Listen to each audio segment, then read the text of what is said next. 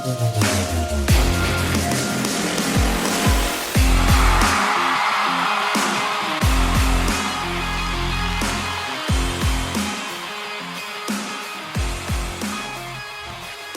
right, so let's talk a little bit about Matt Gay, because this is a story that has been starting to brew a little bit, right? Like, we've started to see the rumblings of this type of thing really kind of in the back end of last year, right? And excuse what I'm about to say, because I know some of you guys are going to look at it and be like, you're trying to make an excuse for Matt Gay. I'm not, okay?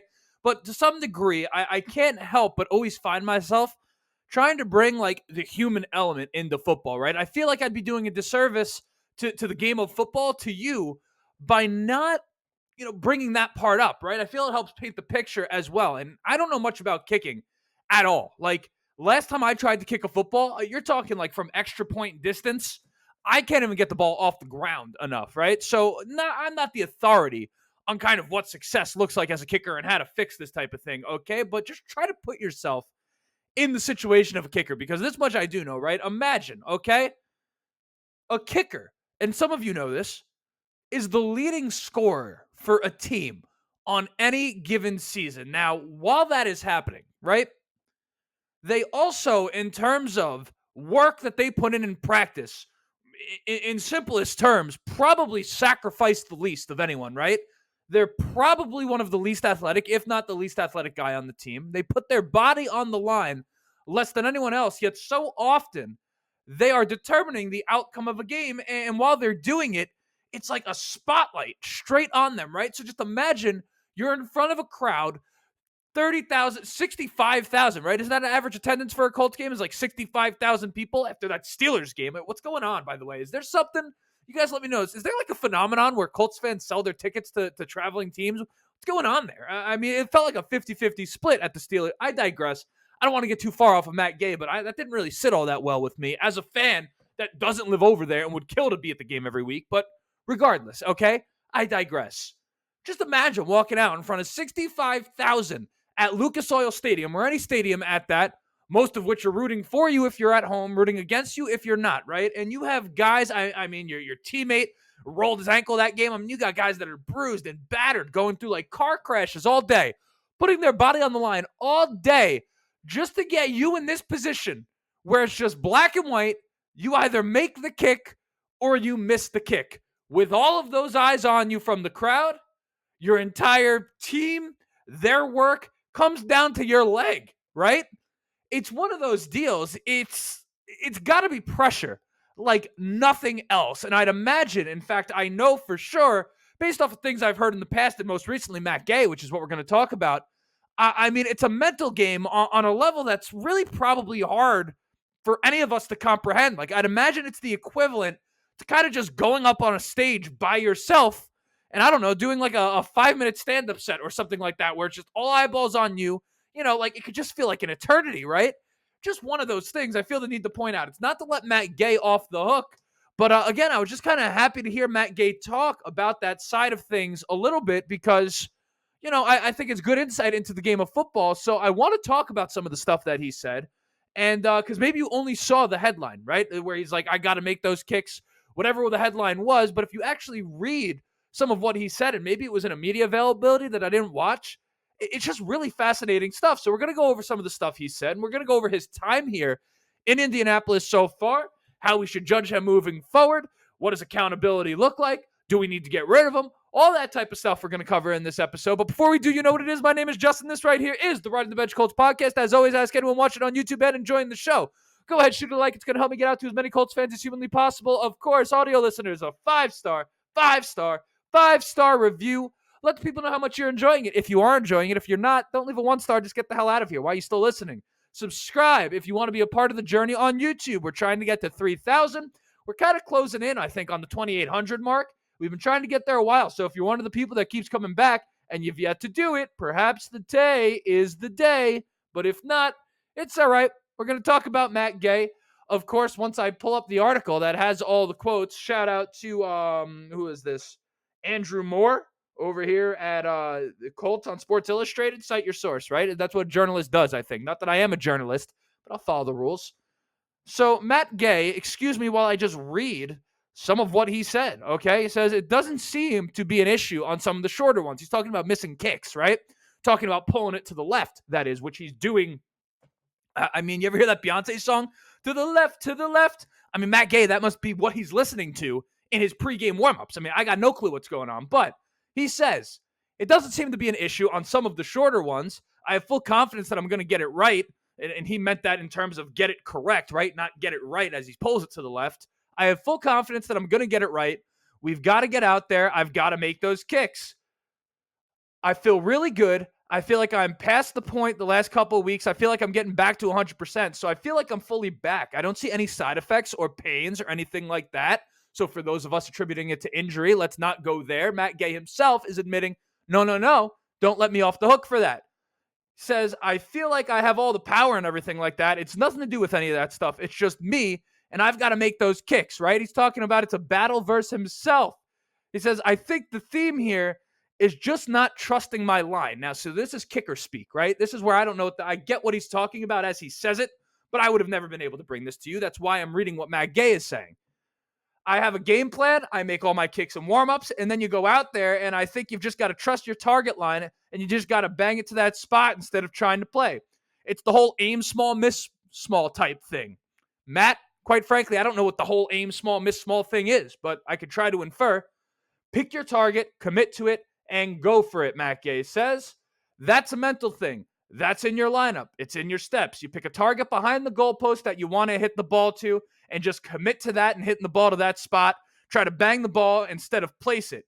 Hit it to your spot. Hit it to your target as opposed to just trying to place it in. I mean, listen, if you don't think that's interesting stuff, now you might not find it interesting that Matt Gay is missing kicks because you need him to make those kicks, right? I mean, you're talking right now, 3 of 5 on the season, 0 of 2 from 50 plus. And when you talk about us actually bringing in a Matt Gay to this team, we brought him here specifically to give us consistency from that long range area, right? And really just consistency all around, okay? Because kickers right now, I don't know if you guys are watching games that aren't Colts games. What once upon a time, and I'm not even that old, right? But for you guys that are even older than me, you could speak to this even more. Once upon a time, it felt like if your kicker was able to consistently hit from 50 plus, he was one of the best kickers in the league. Now it's kind of shifted to this idea where if you're not hitting from 50 plus, you should be out of a job. Like the way that is shifted, I mean, kickers are knocking down from 60 with relative, like, just routine at this point, right? Even if they don't have the accuracy, like to be able to get the distance from 60 is almost a requirement these days. Like, I just don't always feel like it was that way. But when you look at Matt Gay, and obviously Chris Ballard and company, when I say Chris Ballard and company, I mean Chris Ballard and the Colts, of course, right? I don't even know why I felt the need to put that disclaimer there. They gave him one of the biggest contracts in the history of kickers. I think maybe the 4th highest off the top of my head. It was something like 4 years, $22 million. He was supposed to be a weapon, right? And you think about what he was doing before he came here. Listen, his first year in Tampa Bay, Matt Gay, when he came into the league, was known for, he just had a boot. The power in his leg was what he was known for. Had some accuracy issues in Tampa Bay in his rookie year, but Rams took a chance on him. And I mean, not only was it a good chance, he turned into one of the best kickers in football, right? 2020, 87.5%. That's the real deal. 2021, 94.1%. That's nearly unheard of, particularly on over 30 kicks. 93.3% in 2022 before we signed him, before coming to Indy, and really having a spectacular start for us before getting injured in week 10, right? Matt Gay, following week 10, went 17 of 23, I believe. Let me pull that up and fact check myself. 17 of 23, 74% after week 10. He finished the season at 80.5%. So I don't know. I got to do some math right there, okay? If you he was 33 of 41 on the entire season. So if you take 33 and subtract 17, he was 16 of 41 minus 23. He was 16 of 18 on the year prior to that point. So 88.9%, call it, if you round up. So he was kicking good for us last year. But all of a sudden, we see a slump at the end of last year, and we see it into the beginning of this year. And you do kind of find yourself asking, is there something to be done here? Like, we talk about this idea of accountability. Now, I'm not going to come out and say, I will almost never come out and say, barring complete and utter catastrophe, that someone needs to be out of a job. It's just not my style. But When you talk about Matt Gay, you look and you say, last week, okay, it's a 50-plus yard field goal.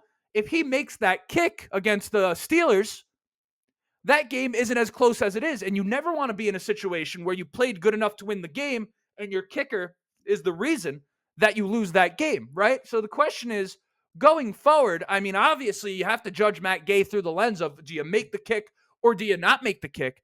But I suppose what becomes subjective is, what's your leash, right? Is the leash something objective in terms of numbers?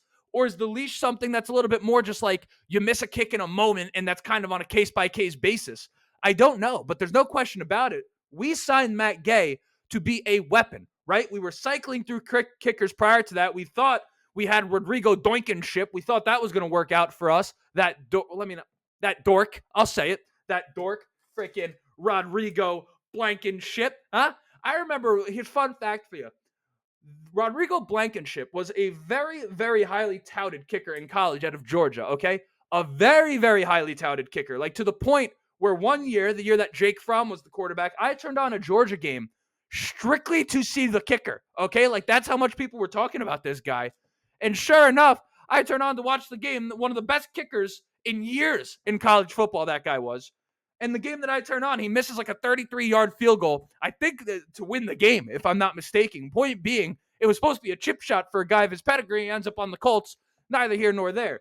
Point being is, after him, we were cycling through kickers. We ended up with Chase McLaughlin, who, in terms of the numbers, kicked pretty good for us prior to bringing in Matt Gay. But if we remember watching it, it didn't quite look great. Like, when you talk about talent, like leg talent, if you will, which sounds kind of weird, but I guess what else are you going to call it?